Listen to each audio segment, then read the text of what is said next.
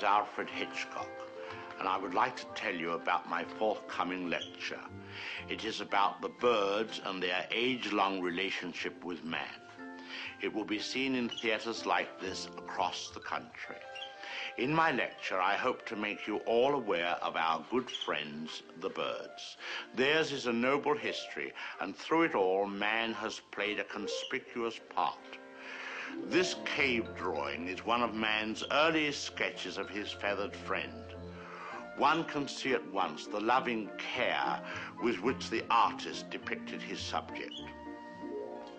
The story of man and his friends, the birds, is filled with many fine examples of ways in which these noble creatures have added to the beauty of the world. Take this plumed hat from the period of Charles I. How proud the birds must have been to have their feathers plucked out to brighten man's drab life. Here we have a later model, a refinement of the first. Here man, or rather woman, thought enough of the birds to have an entire one as a decoration. It's quite dead, of course. Naturally, the egg plays a very prominent part in my lecture. Not a word about which came first, however. I don't believe in dealing with controversial matters.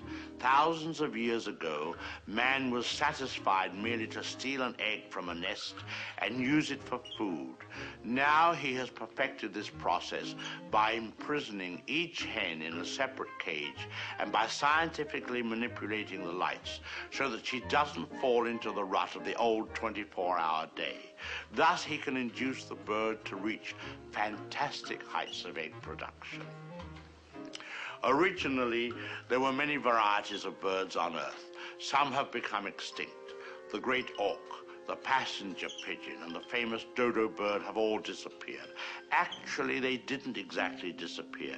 They were simply killed off. But of course, this is nature's way. Man merely hurries the process along whenever he can be of help.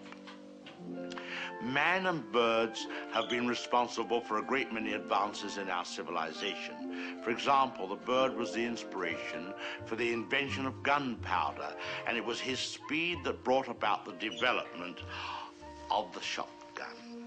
But man has not been unmindful of his debt to the bird. We have honored our feathered friends in many ways. We cage birds and show them off proudly in most of our zoos. And the turkey is traditionally our guest of honor at Thanksgiving. I suspect you never realized that if it weren't for birds, even some of our pastimes would suffer noticeably. Duck hunting, for example. Granted, bagging a fellow hunter can be diverting, but the supply is rather limited. I hope you don't mind if I have something to eat, but I'm rushed today. Planning the lecture has been most educational for me.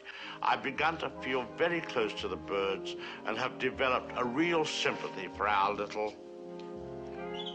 What was I saying?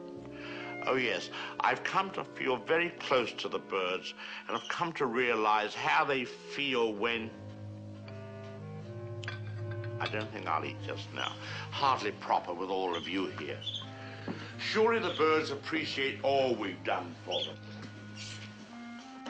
Don't you? Beautiful cage, fresh water, no other birds to bother you, none of that blinding sunlight. Oh! Now, why would he do that? Most peculiar. What on earth?